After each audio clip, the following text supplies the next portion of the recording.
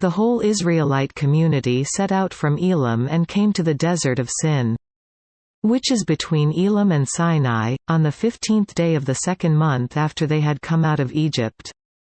In the desert the whole community grumbled against Moses and Aaron. The Israelites said to them, "If only we had died by the Lord's hand in Egypt.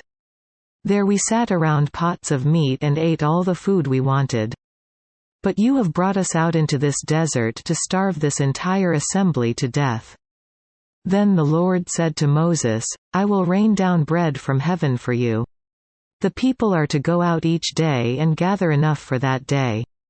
In this way I will test them and see whether they will follow my instructions. On the sixth day they are to prepare what they bring in, and that is to be twice as much as they gather on the other days." So Moses and Aaron said to all the Israelites, "In the evening you will know that it was the Lord who brought you out of Egypt.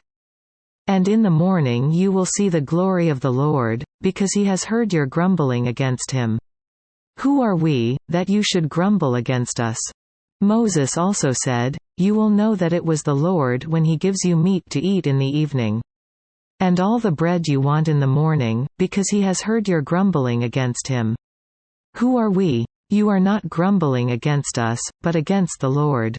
Then Moses told Aaron, "Say to the entire Israelite community, 'Come before the Lord, for he has heard your grumbling.'" Quote, "While Aaron was speaking to the whole Israelite community, they looked toward the desert, and there was the glory of the Lord appearing in the cloud. The Lord said to Moses, 'I have heard the grumbling of the Israelites. Tell them, at twilight you will eat meat, and in the morning you will be filled with bread. Then you will know that I am the Lord your God.'" That evening quail came and covered the camp, and in the morning there was a layer of dew around the camp. When the dew was gone, thin flakes like frost on the ground appeared on the desert floor.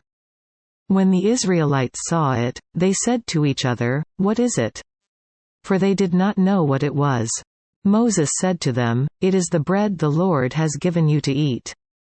This is what the Lord has commanded, each one is to gather as much as he needs.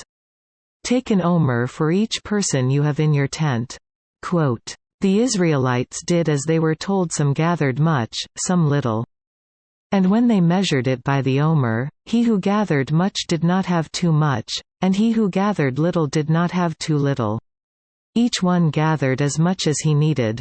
Then Moses said to them, "No one is to keep any of it until morning." However, some of them paid no attention to Moses. They kept part of it until morning, but it was full of maggots and began to smell. So Moses was angry with them.